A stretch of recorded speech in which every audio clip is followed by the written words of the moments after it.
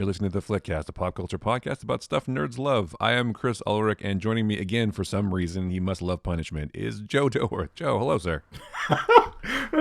Wow, that's a hell of an You intro. must love punishment. Yeah, That's what I'm saying. I do because I'm planning on getting a shot that apparently is going to make me feel the worst I've ever felt in my life, according to the internet. That's right. But This is a quick PSA before we start the show. Two PSAs, really. The first yes, PSA is I got my second Pfizer shot, and it did have some side effects, and I do feel tired, and I kind of feel crappy a little bit right now. It's kind of like a mild flu symptoms, body aches, etc. Mostly a headache, mostly a stiff neck, but it's going to go away, and I'm not going to get COVID. And that's the takeaway here. I'm going to be fine, right. and you should get your shots and still wear a mask. But if I sound a little, what's the word, less energetic today, it's because I'm still, recovering from my Yes. shot from a couple days ago. So I apologize for that. That's all I want to say. And I will be getting my first shot after the show next week or thereabouts. Excellent, But yes, excellent news. yes. Good news. And the second PSA I was going to say is if you want to follow the Flickcast, you can find us on socials, but we also have a Patreon. It's do. patreon.com/theflickcast. If you love the show or even like the show or just holler at the show while you're driving to work and go, what is that noise in the background? You can give us, a couple bucks to help support our endeavors. And also, if you want to give us a rating or review on Apple Podcasts, that would be great, or Spotify. We're on all the platforms, as the kids say. That would be wonderful. So thank you. You can even hate support us because if you hate listen to us and despise what we say, if you give us some money, we'll keep doing it so that you have something to Right. hate. You have people to hate. You have an object of your derision. Yeah. Is that a word? It is a word, right? Yeah, we're here for everybody. Is what We're I'm here saying. for the haters, too. Haters got to hate. Haters got to, I don't know. That's I just don't want to be canceled, Haters gotta or eat. as I've discovered, as we talked about last week, I do not become a, what was it? Oh, fuck, I forgot what I was going to say about it. It said something about a duck. Milkshake duck, that was it. Oh, right. See, the I still don't know jokes what the that jokes is. are not funny if you have to try to remember them. That's a sad thing. Or explain them. Sometimes they can be funny explaining can. them, though, if you explain them in a funny You way. can. Although, like I said, the other side effect is my brain is not working. It's working worse than normal, which is Well, pretty there we go. pretty low bar, if we're being honest. Well, this will be fun. It will be fun. But let's jump right into it, shall we? We should. It's all about because it's we all have about something exciting. it's to all talk about family today, Joe. It's all about family. Is it? Do you live your life a quarter mile at a time? I know I do. I do. Yes. So yes, F9. I was going to say FU, but that's not what it's called. F9 trailer just dropped the other day. I got to be honest. I've watched all the Fast and the Furious movies. I'm not 100% sure why, but they're just dumb fun, and this looks like more dumb fun, which I appreciate.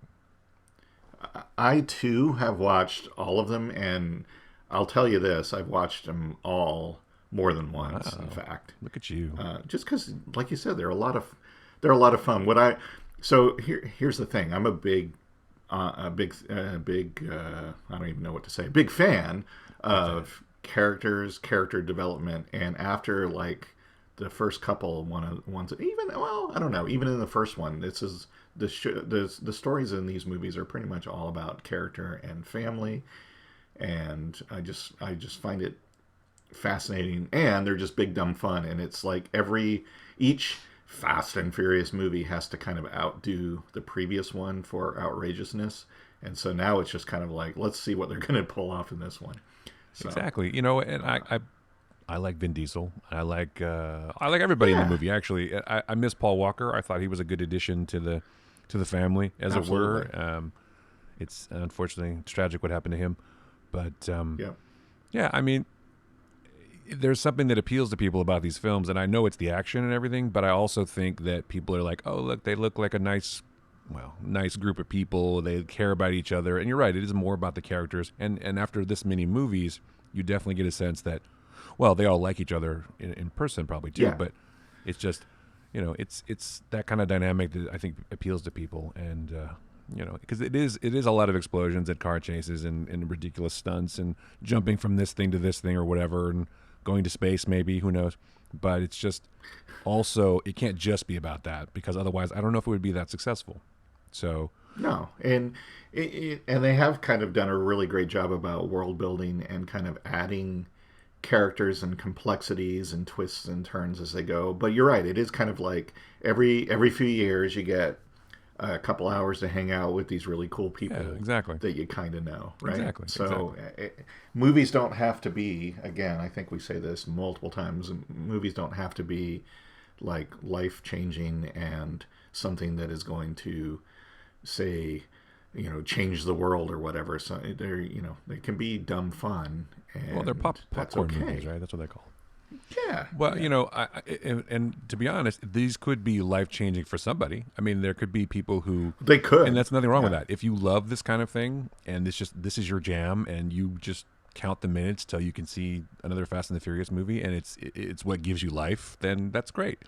There's been a lot of, I don't know, there's been a lot of like backlash or talk or bullshit on the internet, as there always is. But it's just people are gatekeeping and getting more angry about people Yeah. not liking something in the right way. I think it's even more prevalent because, well, mostly because maybe we've just been stuck at home for a year and people are just pissed about everything. Sure. But Sure. there's been a lot of like Star Wars hate again, of course, because you don't know who Ravon is or something. There's some bullshit on Twitter or whatever. By the way, Twitter is a Right. shithole, but we're still on there, and I'm still on there. But it's just, Yes. if you love Fast and the Furious or you love Star Wars, but you don't give a fuck who Ravon is or any of these other characters, and you just love us, you're certain. I have no idea, and I don't care. It's from like an obscure game or something. I don't even know what it is, and I guarantee you, I saw Star Wars in a theater. I've seen Star Wars before this other dude who was upset about it because I'm a true fan. God damn it!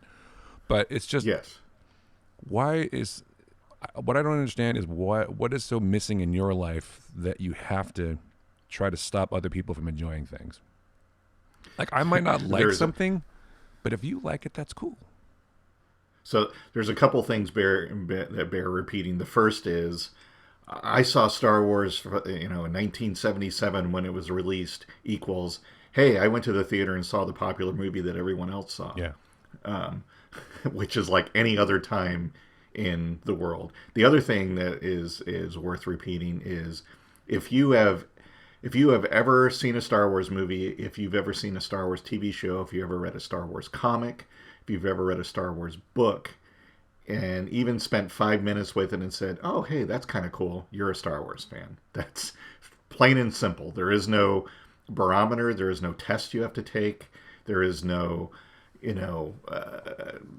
gatekeeping for that. If you've liked anything and were thought, hey, that's really cool, whatever it is, you're a fan of it. Nobody can tell you otherwise. Where do you think this whole thing comes from, though? Where do you think people like getting upset about something and then everyone else piling on know. and wants to? They've always been that way. People forget that, and it's only the internet that makes it prevalent because there's Dayton Ward and David Gerald have posted a lot of things of letters, furious letters people wrote, like when Star Trek: The Next Generation came out and stuff. How this isn't real Star Trek, and how dare you, and stuff like that. How dare you? And I just, and I don't get it because, I guess because I've never been of the mind of that I own something that I like as entertainment. I don't own it, and it's not up to me hopefully it may inspire people to decide to go make their own movies or write their own books or own comics or whatever. But a thing that you enjoy as entertainment, you don't own it. And I don't get that whole mentality of I own it and this is not how those characters would be and how dare you. I'm like, well, those are the people making it. Star Trek is whatever CBS Paramount decided it is, right? Well, that's true. Yeah. Same thing with Star Wars. There's always a thing called fanfic. If you want to write your own, where Spock and McCoy Right. get together, or Spock and Kirk. I remember seeing something about Slash. Yeah, there's always that was back in the 70s. and you can still do Yeah. that. I mean, you can read that. There's stuff like that everywhere. Everyone's shipping everybody, as the kids say. And you can have that. You can watch it. You can read it. You can write it yourself. You can do whatever you want. You can have those characters in your own imagination. But yeah, you're right. I mean, you don't own those characters. They're not you. They're not yours to do what you want. I mean, you could be. You know what though? Outrage or being upset about something is fine, as long as you don't encourage other people to pile on to somebody and make them feel bad about liking something. You can hate something personally, and you can send a sternly worded letter to anybody you want. That's perfectly fine. It's within your rights. But when your anger starts to hurt other people, then that's not cool.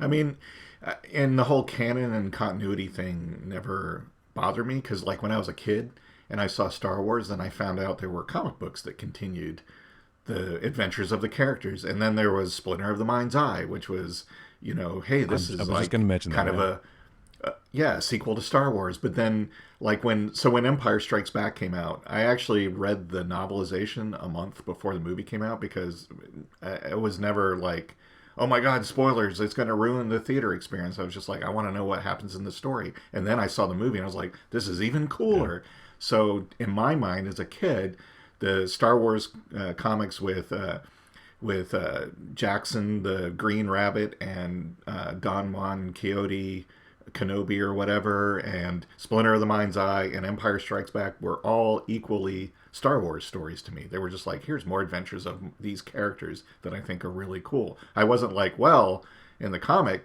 in this one panel, Han picked up his blaster with his left hand and he's usually right-handed. What the hell? What the hell, man? I didn't care about that. It was stories because they're not documentaries. It wasn't a real world. It was a really fun, fictional, entertaining world, and it still is to this day. I mean, even when I saw Force Awakens, I promise you, Force Awakens, to a certain extent, made me feel like, the same way I did when I went and saw Star Wars for the first time in 1977. It was just like, wow. I didn't want to then immediately go, well, here's how it's stupid.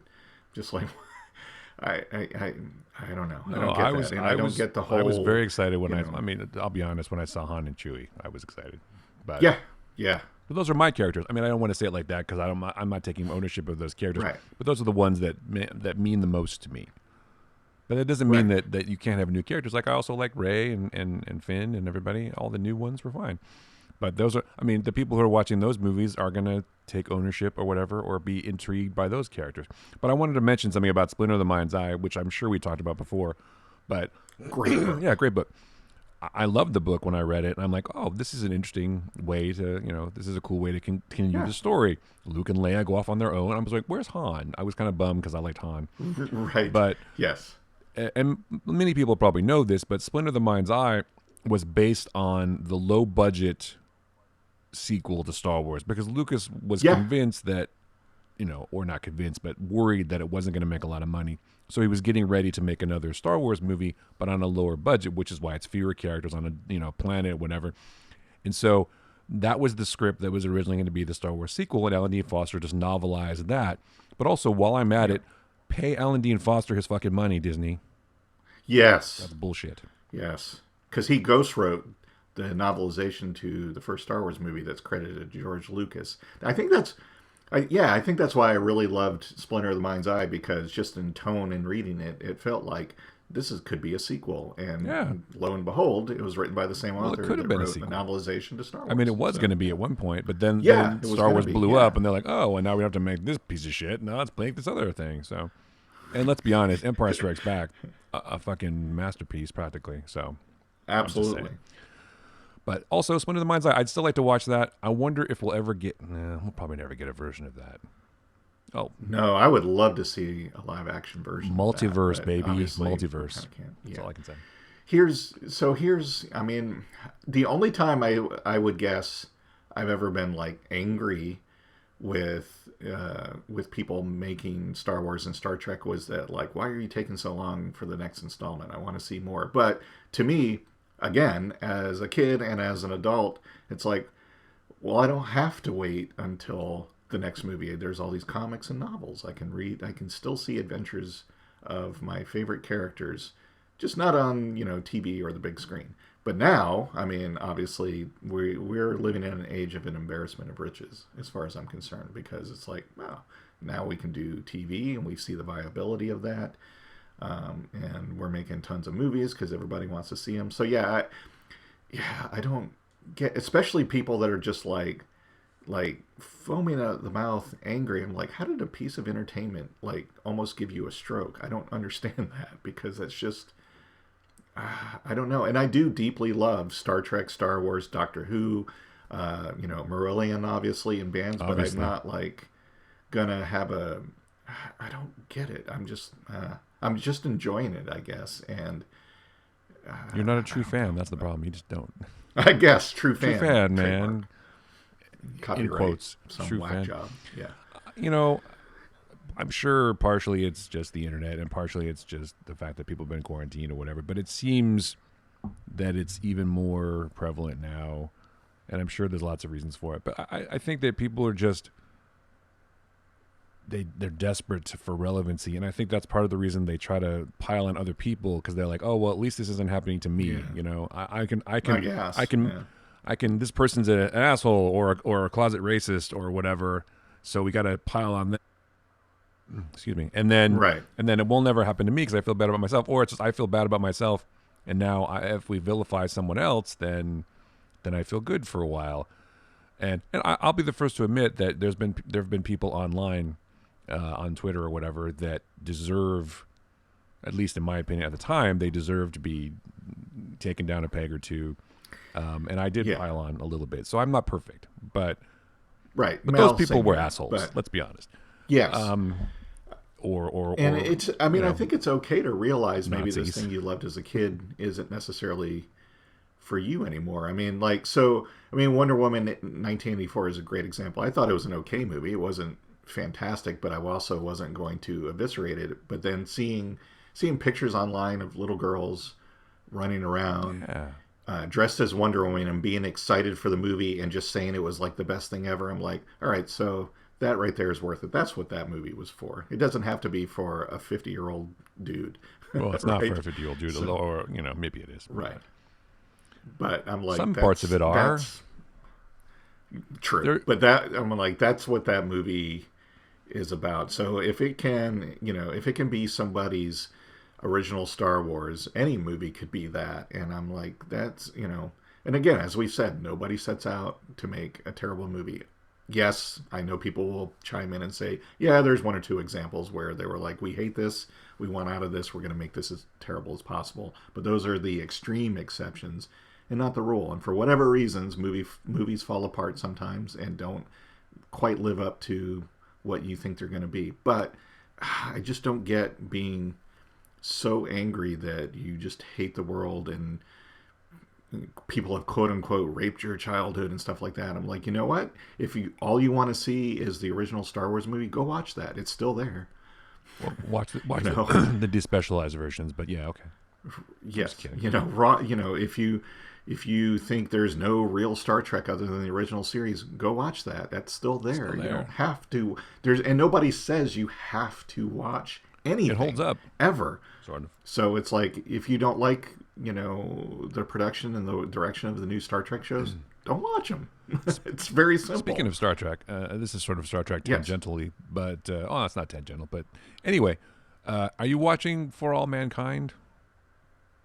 I haven't watched the second season yet, but now that it's about to finish, I'm going to binge it. It's a really good show. I don't know if we talk. It is. I love talk the first about season it enough, but it's really good. I mean, you have to have Apple TV, which I guess is okay. Yes. But it's a really good show. And actually, Apple has come up with quite a few good shows. Of course, Ted Lasso, which I'm a huge fan of, and I will tell everybody that it's one of the greatest shows ever. And if you need to feel better about things, just watch it. And just watch it again. But also, Mythic Quest is back. I'm very excited about that. So if you haven't watched Mythic Quest, that is a great show, too. But yeah, For All Mankind, really good. And Joel Kinnaman, and I'm sure there's a whole cast of people that I'm forgetting, which I'm not going to try to run through them right now. But if you haven't watched it, it's definitely worth watching. And like you said, Joe, it's the final episode, I think, airs, or not the final, but the season finale airs next Friday. So yeah, no, I love the first season, good. So I'm gonna re-sign up to Apple and watch the second season, and yes, I will watch Ted Lasso. Watch Ted Lasso and watch Mythic Quest. You're going to like Mythic Quest, too. Okay. It's very funny. Right. It's the same guys who did It's Always Sunny in Philadelphia, so if you like that kind of thing. Basically, it's a video game company. They make a massively online multiplayer game, and it's all the quirky characters. It's those people. It's very funny, and it's got a heart in the right place. And it's about a hooker with a heart of gold. No, wait, that's not it. Anyway, no, it's a really good show. Ted Lasso, of course, again, one more time for Ted. Awesome show. And I don't think there's any Apple shows that I've watched that I didn't like, except the one with Jason Momoa. No offense to Jason Momoa, who I love, but I liked that first season. They're doing a second one. I didn't love it. Maybe I have to watch the rest of it. I kind of fell out because it felt like to me that they were doing things that and I'm not a blind person. I don't know what blind people are capable of. I'm not trying to Sure. disparage anybody who's blind, but I felt like they were doing a lot of things that blind people might not be able to do. So I don't know. Okay. The whole premise was sort of strange to me, and it doesn't mean that I'm not going to try to revisit it, because I will. But they have a lot of good quality shows. Even the show with Jennifer Aniston, whatever that Studio Six, or Oh, that was a yes. good show. I mean, they're all good.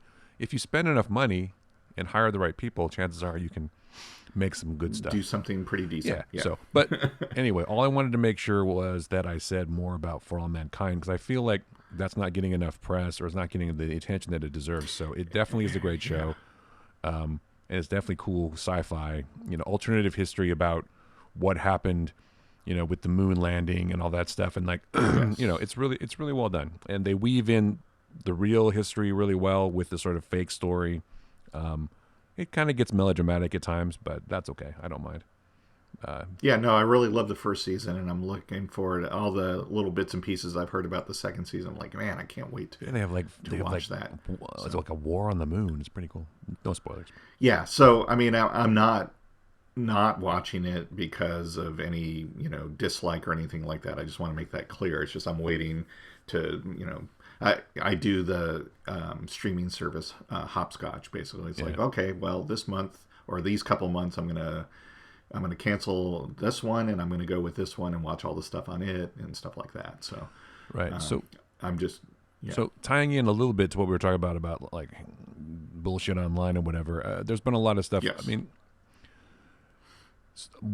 trigger warning maybe, or warning about this maybe a little bit, because we're going to talk about like real world stuff a little bit, and how it sort of has influenced or is influencing the depiction of certain entertainment. Yeah. So we're going to talk a little bit about the police, and we're going to talk a little bit about cop shows now. So if that kind of thing bothers you, fast forward to the Falcon Winter Soldier bullshit, which is coming in a little bit. So, yes. But Joe watches a lot of cop shows, or some cop shows. I used to watch more regular TV, but I can't remember the last time I actually watched network television.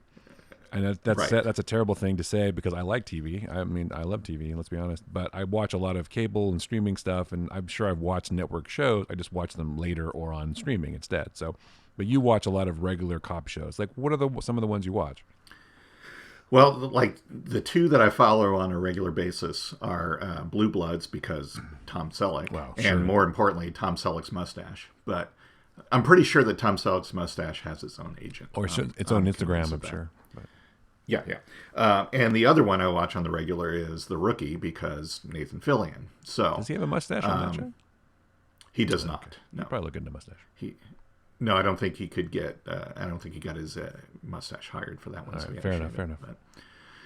But, what I find interesting, though, and we are in an interesting. I use that word a lot. We're in a strange time with police, how they're represented, a lot of the things that they do that gets made in public, and basically, I don't want to get too much into it, but maybe we should.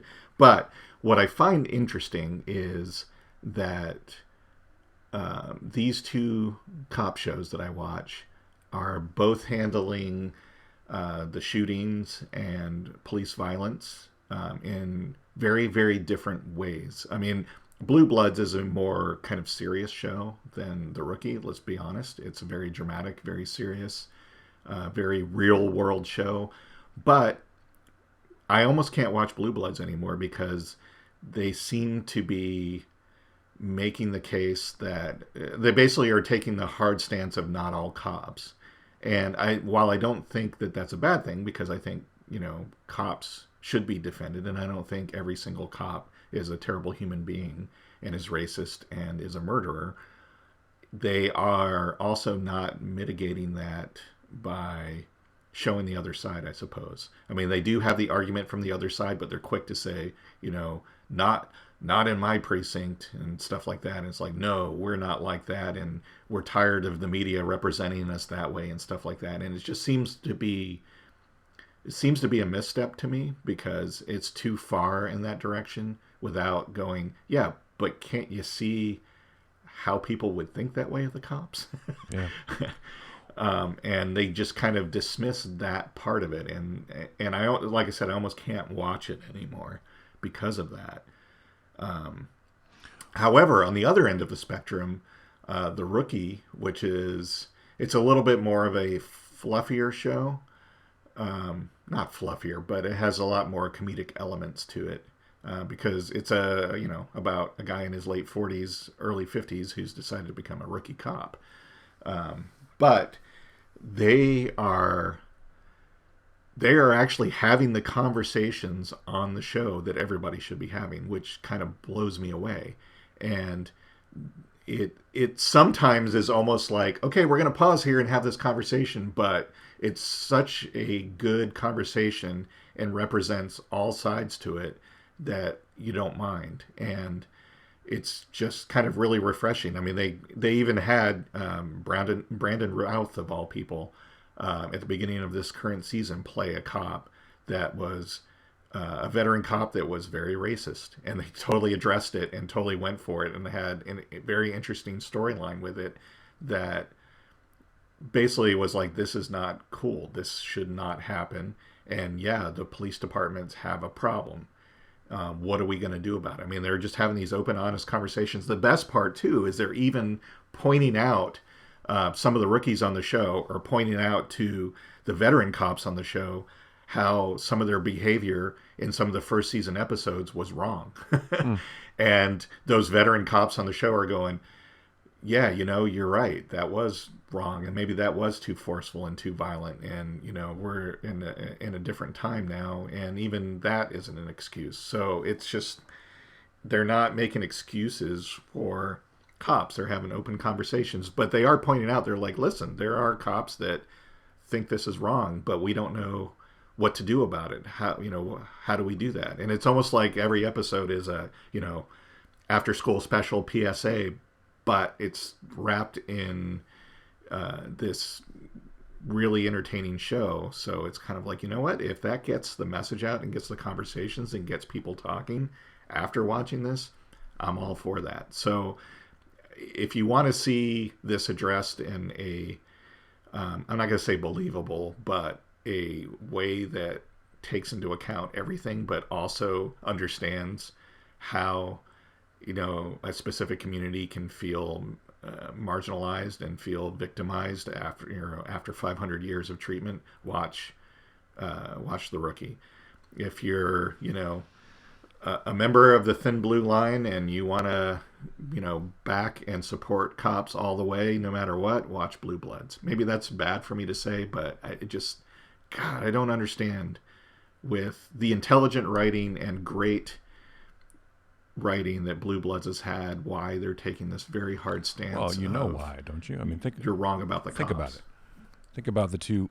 Well, first of all, think about the two networks that they're on. Think about the two stars that they have. Tom Selleck. Yes. I mean, for better or worse, I love Tom Selleck, but he's definitely conservative, and he's definitely an NRA member. He's definitely a gun, pro gun, pro police, pro whatever, and so he influences that show heavily, and it's his show basically. So you got to think that message is going to come through on the episodes, and also CBS is the network that caters to an older demographic, maybe more conservative demographic. So probably like NCIS and shows like that, they're going to be pro law enforcement, pro this, pro that, whatever. Whereas Castle, I want to say, but that's not Castle. The Rookie is on ABC, which is owned by Disney, which is more of a liberal, whatever, and Nathan Fillion is more liberal, etc. So that's the kind of thing you're going to get. Probably they're two different shows, two different networks, two different takes on the same issue. Yes. But it makes perfect sense if you think about it. And I've never really watched Blue Bloods. I mean, I like Tom Selleck, I like Magnum PI, but I'm sure if I went back and looked at Magnum PI now, I'm sure you could find things wrong with that. Maybe not. Oh, yeah. But I never was a fan of Blue Bloods. I just don't. I kind of fell out of love with cop shows because I was more watching like things like The Shield and whatever, which I thought were more interesting. I like characters with flaws, I guess. Yes. But Tom Selleck can make his show. That's the great thing about America, I guess. Tom Selleck can make his show and say what he wants to say on it, and Fillion and ABC and Disney can make their show, and whatever. And like you said, if you lean more towards the liberal side, you can watch The Rookie, and if you're more conservative, you can watch Blue Bloods. There's something for everybody. I don't think that Yes. if I have to take a stand, which I don't really want to, but if I have to, I will say that I don't think every cop is bad, but I think there's enough bad things happening that you should take a look at the whole situation and try to figure out a solution that's not including people getting killed. So I'm against death, Yeah, basically. I guess my stance would be, anytime these shootings happen, and there seems to be an uptick recently, which is bewildering. Well, there's an uptick in just gun violence in general. Yes. Or is there? Yeah. Or is COVID's over. The NRA is. is it more? Is it know. more? Is there more of it, or is there more? Is it more in the news? I guess. I mean, I'm not saying the media is bad. I'm saying, Yeah. are we more aware of it now because of social media and also because of news coverage? Because if you look at statistics, violent crime is actually going down. So I don't know if. Right. So I don't know. Well, the NRA loosened up their COVID restrictions, so guns are. No, I'm sorry, that was a bad joke. Yeah, that was bad. But NRA needs to go away. Well, anyway, they're going bankrupt and getting sued and under investigation, so they probably will. But my question is, anytime this happens, everyone's like, "Oh, there's just a few bad apples in the police department." If there's only a few, then how come the overwhelming number of supposed good apples isn't swaying things the other way and going, "This is enough. Let's stop this"? That's what I don't understand. So well, maybe they are, but maybe how is it only a few bad apples are deciding how things are going to be? Right? Well, right, but you could probably say that about anything. You could probably say that about the government. You could probably say that about anything. It's like and Star Trek fans, or Star Trek fans, yeah, or any large corporation or anything.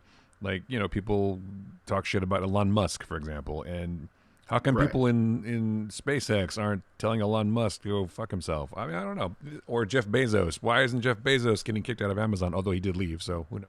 Yeah, he's gone now. Well, the new guy seems much better. So sure, I'm sure he'll be totally different. totally but yeah, I just it's like I don't think it's a few bad apples. I think there are trees at this point that are going rotten. I mean, come on. Not to get too much of a history lesson, but originally the police were established to go find fugitive slaves. That was kind of the job of the cops, to go capture fugitive slaves. And so if you think about it, starting from that sort of origin, it makes sense that, in a way, I suppose, if you trace it to now, that those kind of feelings are still entrenched in a system. Right. So it's not an excuse, but I can understand why it's still there and why some people act that way. I mean, I've known lots of police in my life. I have police in my family who are all awesome people. Yes. And the cops that I've met when I worked in LA, shooting downtown or whatever, always been great. I mean, granted, they were on our payroll, so they were super nice. And my experience is obviously going to be totally different than other people's experiences because they were working with us, and I'm a white dude, let's be honest. So I don't know the experience of other people, but they've all, for the most part, it's the same story. They just want to go home safely at night. But yes, there are a lot of bad things happening. I don't know what the solution is, and I think the problem is most people don't know what to do about it. So that's why nothing seems to get done. Yeah. Well, and that's why it's important to have the conversations. I mean, like, the Rookie brought up the fact that they even brought up the defund the police thing. They were doing a ride along. Two of the cops, Nathan Fillion and his training officer, were doing a ride along with a professor that was teaching, I guess, law and ethics. And she wanted to do a ride along, and because she was working on a book, and asked them questions. It was a good kind of narrative twist to open up this conversation. But she brought up, defund the police. Are police across the board against that? And they said, actually, no. And they said, defund the police doesn't mean take all budget away from the police. They said, listen, cops are expected at this point in time to not only be police, but to be social workers, psychologists, marriage counselors, all these things. It's like, why not take some of that money and move it towards either training police effectively to be that, or actually training professionals and having more resources available for people that need those kind of things, and actually let the police do more of what they're supposed to do. And so they aren't like, okay, they don't have to think in a split second, how am I supposed to react in this situation? What am I supposed to do? Right. Yeah. So they either have like a social worker or somebody along with them when they go to these calls or something. There's got to be a better way to do it. But that's what, when people talk defund the police, they're not talking about we're going to take all the money away from the police department and put it someplace else. That's not what's being said. And you know what? I agree with them on that. It's like, yeah, especially since, the gun lovers are like, well, it's just crazy people that are shooting other people. So if we had better, health care and stuff and mental care, then these wouldn't happen. It's like, well, then, okay, let's take the money away from a portion of, police or other services and put them into this and see what happens. That's not going to solve it, but. Well, we got to try. We got to do something. The fact that, but we got to do something. Thoughts and prayers aren't doing anything. Yes. Just saying, well, there's where the problem is, and then that's it. It doesn't solve anything because it's still continuing to happen. Well, you need to identify the problem, certainly, but then right. What's this? But just going Second Amendment and it's crazy people next. Yeah. I mean, we've been doing the same thing forever, ever since there have been mass shootings, and it's always the same result. Nothing happens. Nothing changes. It's one side going Second Amendment, it's crazy people, and it's the other side going, yeah, we'd kind of like to get rid of some of these guns, please, and make it a little bit more difficult than a 2-minute check for somebody to get a gun. And they're going, no, that's against the Second Amendment. And then we just move on. And then the next one happens and, rinse and repeat. So it's got to change. Yeah. And, I agree. I don't have the answers, but, there's one side that's not willing to even have the conversation. So how are we going to even get any answers? The thing that baffles me, and we don't have to stay on this much longer, but the thing that baffles me sometimes is that this side that you're talking about is only like a couple million people. I know. So why? Because they have the Constitution to back them up, apparently, or whatever interpretation they have. But the Constitution is a fluid document. And it can be amended, obviously, since the Second Amendment is not part of the Constitution. It's part of the Bill of Rights, right? So it's like not the same. Granted, it was included, but it still was an afterthought in a way. So yes, we had an amendment that said you couldn't have alcohol anymore, and I can go right now and get all the alcohol I want. So there was another amendment.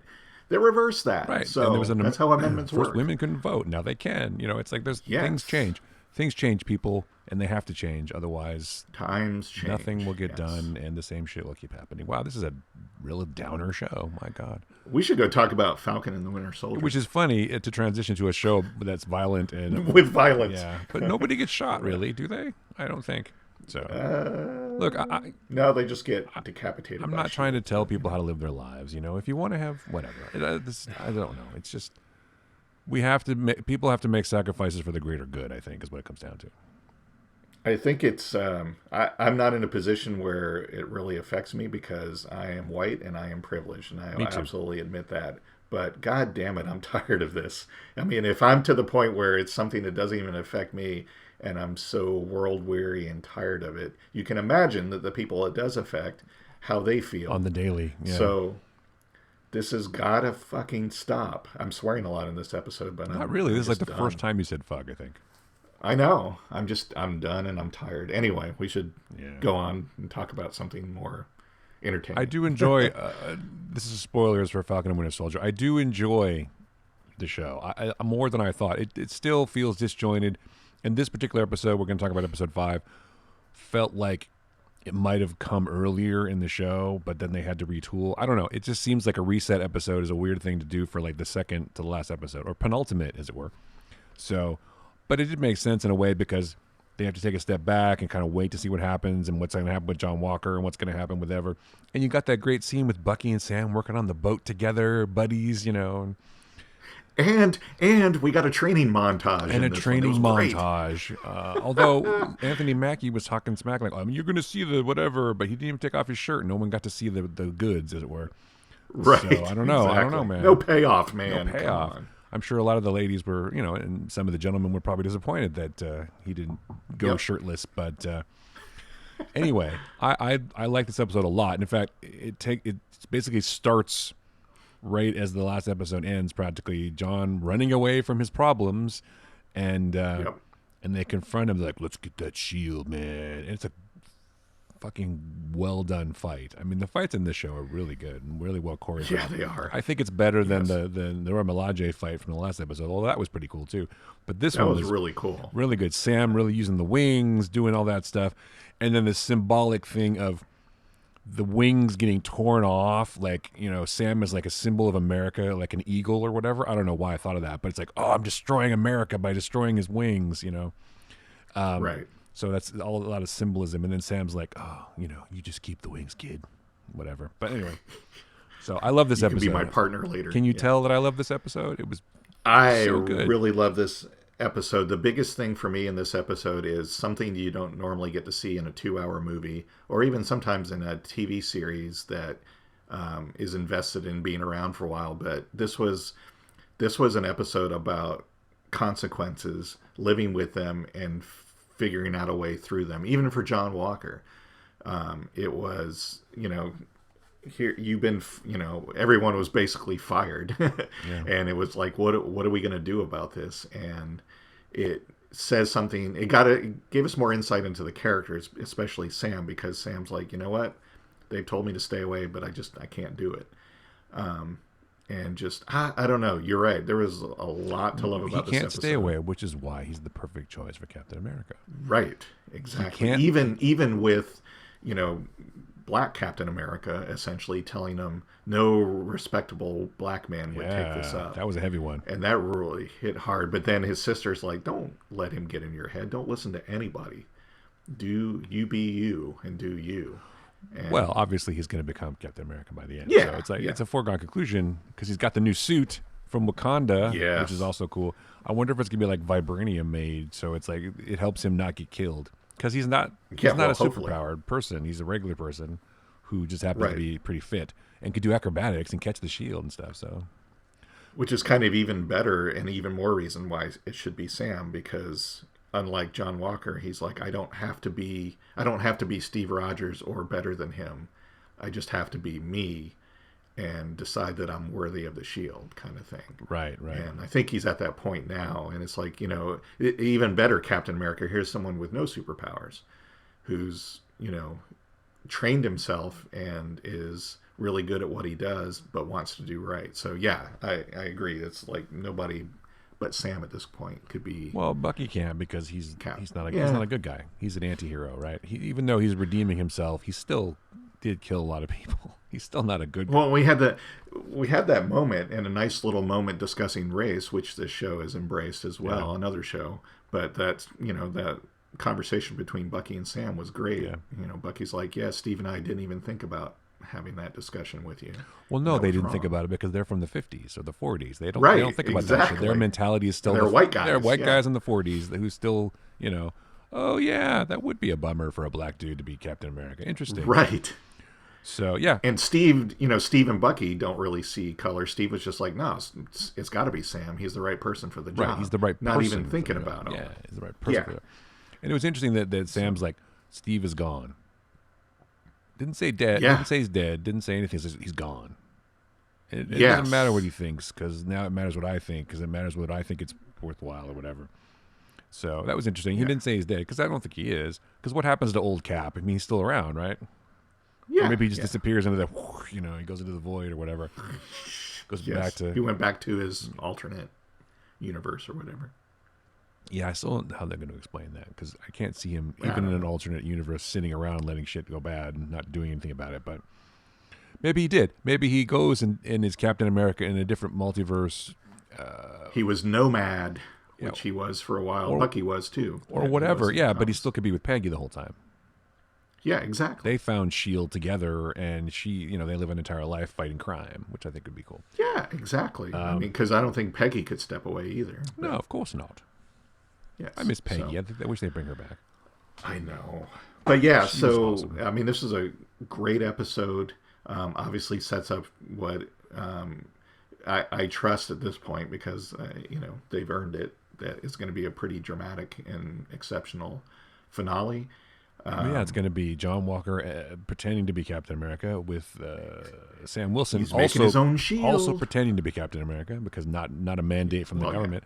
And then there's going to be the other super soldiers, and there's going to be Bucky, and there's going to be a whole battle, a whole big deal. And then who's the power broker? I don't know if it's going to be Sharon. I still kind of think that Sharon's bad because which is weird because at the end they have the whole thing where they gas the group, the GR7 or whatever it is, who are making this thing in New York. But first of all, how do these people who are known terrorists get to New York? But that's a totally different story. Well, yeah. And then Sharon's in the parking lot in one of the, in the promo. It's like, how does she get to New York? So I don't know. It's anyway. And I think there was some you were talking about earlier about maybe some re-tinkering because of either movies being late or COVID, because there was a conversation Sharon was having with whoever on the telephone, and then it cuts to just like this 45-second picture of a painting, and then her overdubbed again. So again, it was kind of like what you said about Captain America Must Die. It's like, was that something that they tweaked? Sharon was on the phone with Batroc. Well, no, that's true. Because he shows up, remember? She's the power broker. She's got maybe Batroc is working for her. Either she's the he is. That's the whole conversation she has with him. But he's on the side of the good guys. He's on the phone, kind of. You can hear him a little bit, and then that's true. He's yelling at her in French, and so I saw a thing where they translated the French, and so it's like, that's why I know. But I know it was him before. I just didn't know what he was saying because I don't speak French. But anyway.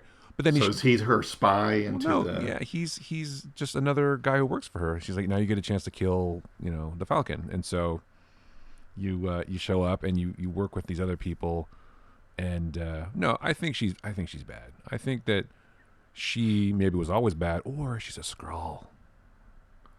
And we got the introduction of Madam Hydra. Well, yeah, is it Madam Hydra though? Because that's just that character was Madam Hydra. In one incarnation, she is, but as Madam Hydra, wasn't she infiltrating Hydra to try to destroy her from within? Yes. Okay. So is she good or bad? I don't know. Honestly, I think this whole thing is leading towards Thunderbolts. Yeah, I mean, I think she kind of heads up Thunderbolts because I bet she goes and gets Zemo. Right.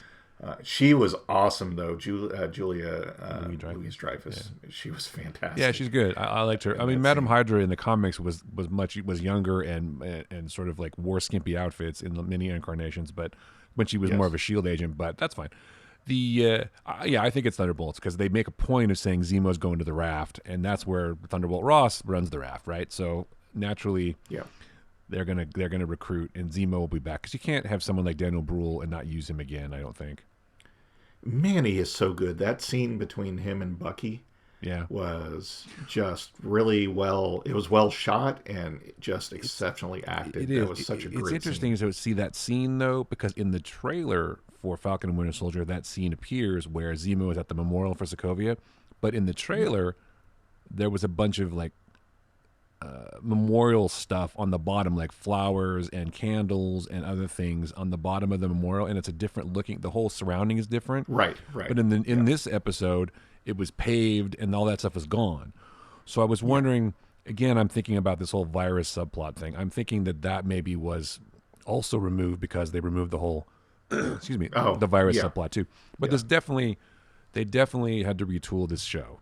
And like you said, I also was reading that Val was supposed to show up in Black Widow first. Right, and she probably does. Apparently, she's recruits someone else in that movie. So again, leading towards the theory of it's Taskmaster, right? She recruits him. He's a member of Thunderbolts at one point, I thought. Right. Yeah, so okay. So I remember. I haven't read comics in a while, or those comics in a while, but I remember. Yeah, Taskmaster was part of Thunderbolts. So, which was cool. It kind of reminded me of that when I can't remember the character's name from the Dora Milaje, but she kicks the shield up under her arm like Cap did in the elevator on the last episode. I was like, wow, they really know their way around the shield. That's pretty good. But that's what Taskmaster does in the trailer too. Strangely enough. Yeah, exactly. So the other thing that was awesome, Bucky sleeping on a couch now, not on the floor. That's true. And nice little, continuing the conversation between Bucky and Sam. I think Sam helped Bucky realize. So I don't think Bucky wants to kill himself anymore because he's like, listen, you're just crossing off names as, for the wrong You need reasons. to be of You service. gotta Yeah. Yeah. So I'm like, all right, that was a really cool conversation. It's so smart because when you originally meet Sam in the first movie that he hooks up with Cap, he's basically a counselor for vets and PTSD Yeah. and so it makes sense. It still carries through that whole line of him being able to talk to people, right? Because he Right. goes to talk Right. to Carly and he tries to talk her down. He talks to Bucky and says, you can't just cross people off. You're like you just said, you have to make amends. You have to be of service. And that's like a whole Yeah. thing. That's like 12-step shit. And he's got it's so great that they keep up with this with Sam. I think it's just his character has evolved Yes. so well. And Bucky too, because he's like smiling now. He's like flirting with Sam's sister. And he's like, don't flirt with my That sister. was pretty great. It's like, don't flirt with my sister. And he's like, oh, no, no. So, but it does bring back. Yeah, I think you're right. I think Bucky will survive probably, but it does bring back what we were talking about how the show is going to end. I think he will go back and be of service to the first guy that was in the first episode, the Japanese guy. Yeah, they got to pay that off. I mean, that's exactly what that conversation was about, and that's Yeah. what we'll see. I think he'll go in the back last to that. I think he'll episode. go back to that and be of service somehow to that guy and help his Yeah. daughter or that girl. I don't know. I still think he's going to have a day with her, but Yeah. but yeah, But he's going to tell that guy, hey, I'm the one who killed your kid. he's going to give him And he's closure. not. Yeah, exactly. And then Yeah. he's going to take the consequences. But how can he help him once he does that though? He's going to buy him I don't know. some mochi or something. I don't know. Yes. No, I think he'll. A lot of people talk about they'll desserts figure in this something show. out. My favorite food was this. It's like my favorite. What was the thing that Zemo was handing out to all the kids? He was giving little kids candy. Yeah, sweet Turkish delight. Yeah. That's sort of creepy though. He's like, kids, come here. I have candy for you. I'm like, oh man, be careful of the guy who's candy, kids. Well, and that's like a nice little He's a freak. reference to Chronicles of Narnia because Yeah. that was the witch in Narnia, lured the one kid in the first book in with Turkish delight. Yeah. It's like, wait, what are you doing here, weirdo? Irresistible. Yes. Irresistible, Bucky. But yeah, so great fights, great John Walker development to I am Captain America. You made me. I mean, you almost feel bad for him, almost, but you know that now he's broken, right? Because he's Yes. beyond redemption. You can draw some interesting parallels between this fight too and the fight in Winter Soldier between Iron Man and Cap and Bucky too, because Cap smashes the arc reactor, but then leaves the shield, whereas Yes. John Walker was going to kill Sam, but he doesn't because Bucky Yeah. saves him, and then he still drops the Yes. shield, and then Sam gets the shield because even Bucky knows he's not Captain America. He's never going to be. So He's making his own shield, though. John Walker is crazy, but Although you say that John Walker is irredeemable, but he's been given that slight lifeline by Val. Which direction it goes, well, the Thunderbolts aren't good guys. I don't think we know. Are they? But, yeah. What's The that? Thunderbolts aren't good guys.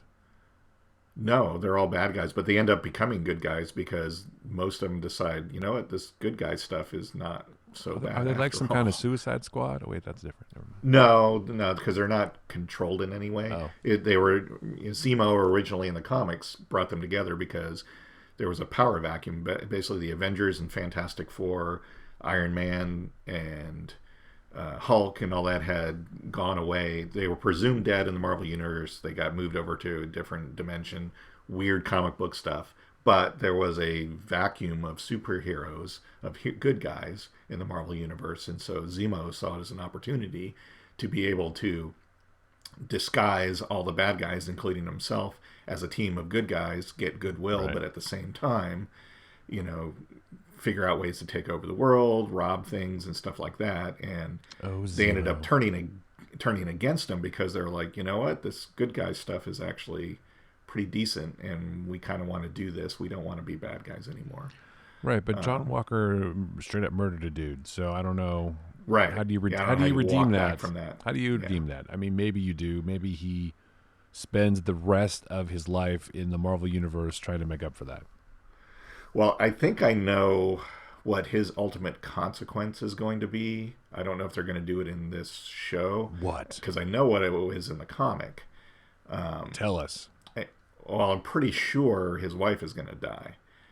because that was kind of the thing in the comic. I think because when he first started out, he was a bad guy, and through some shenanigans that he did, his wife got killed. He still talked to her and still saw her in hallucinations, and because he was still mentally not right, but he ended up becoming, U.S. patriot and U.S. agent and Captain America for a while and stuff like that, and he kind of came back from being a bad guy. So, but I don't think he actually killed anyone in the comics. So I don't know how this is going to play out. But well, I mean, comics and movies are different, right? I mean, this is actually TV, so maybe he could be. I mean, because Bucky. Well, maybe his partner dying was the. Well, it was. Yeah, he's not going to. They're not going to kill the wife. They killed Battlestar. You killed Battlestar, you bastards. Oh, sorry. I don't think that there's going to be that was the catalyst to get him to murder, but maybe he won't do it again, or maybe he'll feel bad about it. But I don't know. He seems pretty over the deep end, in the deep end, or whatever, off the deep end, something. He seems pretty fucked up. He'll almost kill Sam. Sam should have just said Martha, and it would have been all right. Yeah, Mothra. Sorry, Mothra.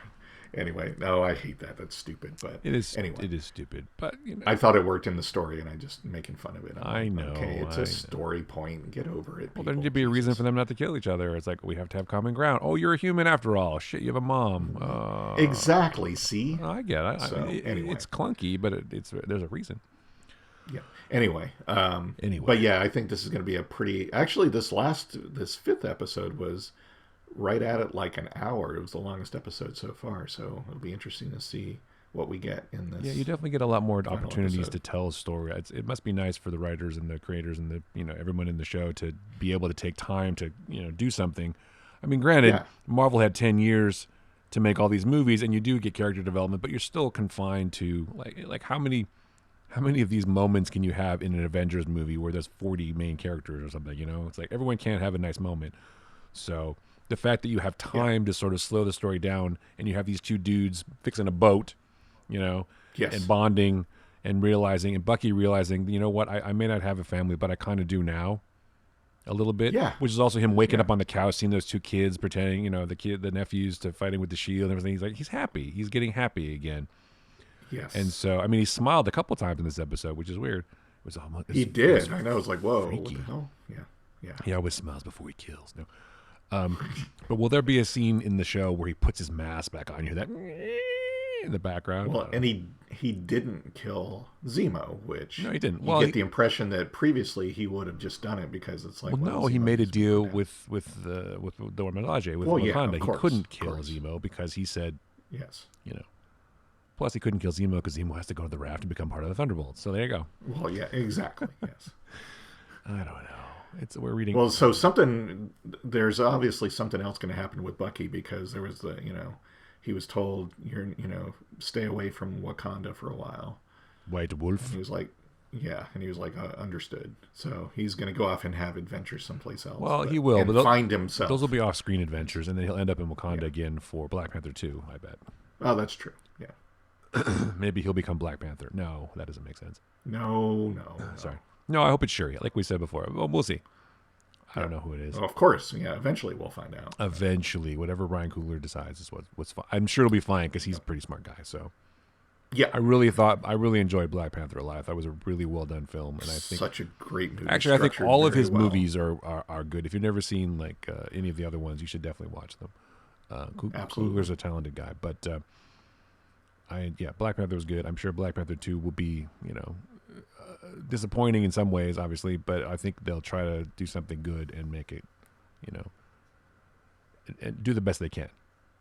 Yes, but definitely come back next week for our episode because I'm sure we'll dissect and predict where things are going after the and then what the hell are we going to talk about? We have to wait like a month for Loki. Yeah, I know. I guess we could talk more about the politics or something because everyone loves that shit.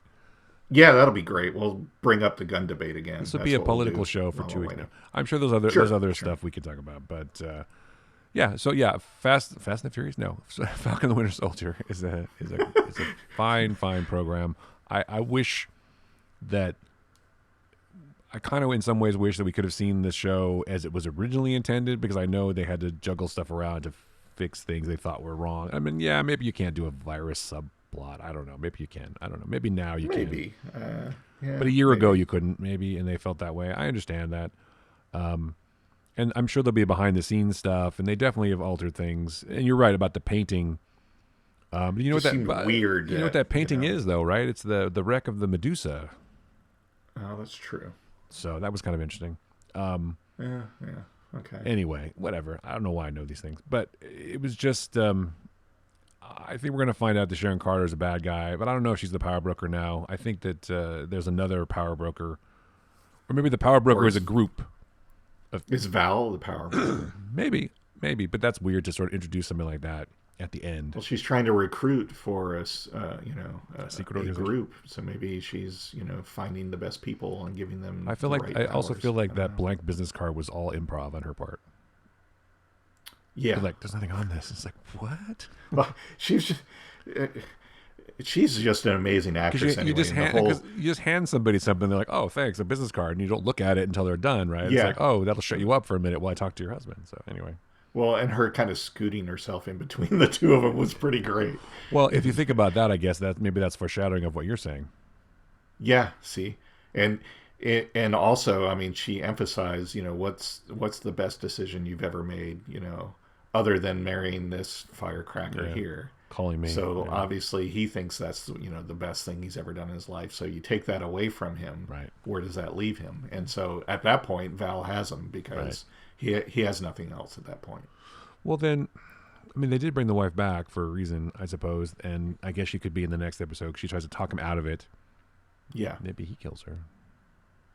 yeah, it could be. So I don't know.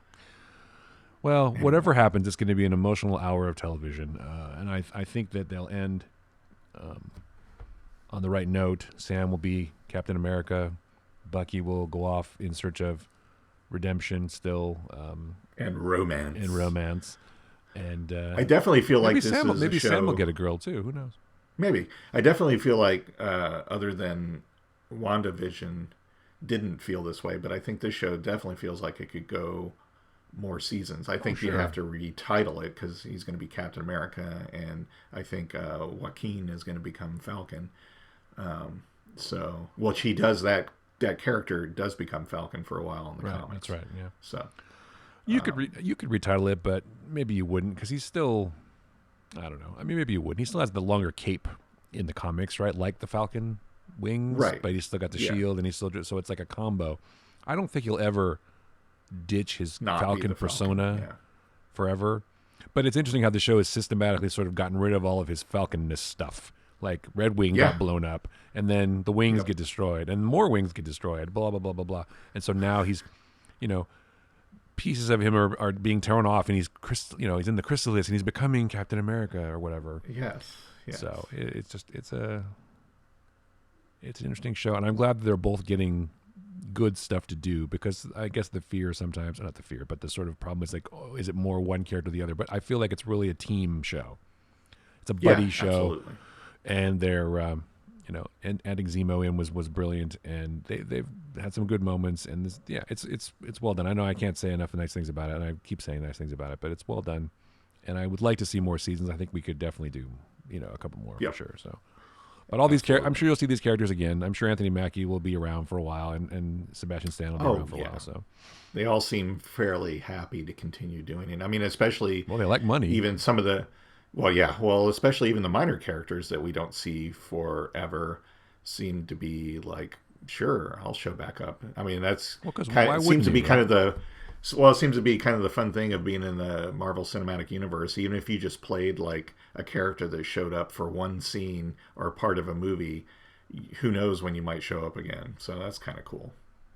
Yeah, it's like that one guy who turned out to be a bad guy, part of Hydra. I can't remember his name, but he was on the Lemurian Star when you first meet Batroc. I told you, Yes. S.H.I.E.L.D. doesn't negotiate. And then you see him, like, he shows up a lot of times. He's the guy who's like, when they're holding him off the side of the building, Yeah. and he's talking about, anybody who seems like a threat, Stephen Strange, some kid, and blah, blah, blah. I mean, that guy shows up a lot. Sitwell, that was his name. He keeps showing up. Yes. Well, he showed up in Agents of S.H.I.E.L.D. Yeah, I mean, good for him. A character actors. yeah. I like the fact that he gets work. That's awesome for him. Yep. And I think it must be really fun. It must be really fun to be part of the MCU I would be happy to be part of the MCU. So feel free to. I'd show up as a character. Feel free to reach out, Marvel. I'm available. I can deliver mail. I can be Irving Forbush. There you go. I can do that. There you go. So, all right. So find the Flickcast on the socials, as we said, Twitter and Facebook and Instagram at the Flickcast. Joe and I are on there. What Joe Writes, and I am Chris Yu. Yes. And you can, of course, go to our Patreon and throw us a few bucks if you would. Patreon.com/TheFlickcast. And we're also on, of course, places to find podcasts, Apple Podcasts, Spotify, etc., etc. And if you feel star us, leave reviews. If you feel kindly kind of to the show, you can go to Apple Podcasts especially and just click a Yes. button. It's like 2 seconds. You just load it up and click 5 stars and you're good to go. And that would be really helpful to our ratings. The algorithm, you got to juke the algorithm, as it were. So. Exactly. We need your help for that. That's one of my favorite parts of The Wire, man. That's about juking the stats. I love that show. Anyway, it doesn't matter. Anything else, Joe, or is that enough?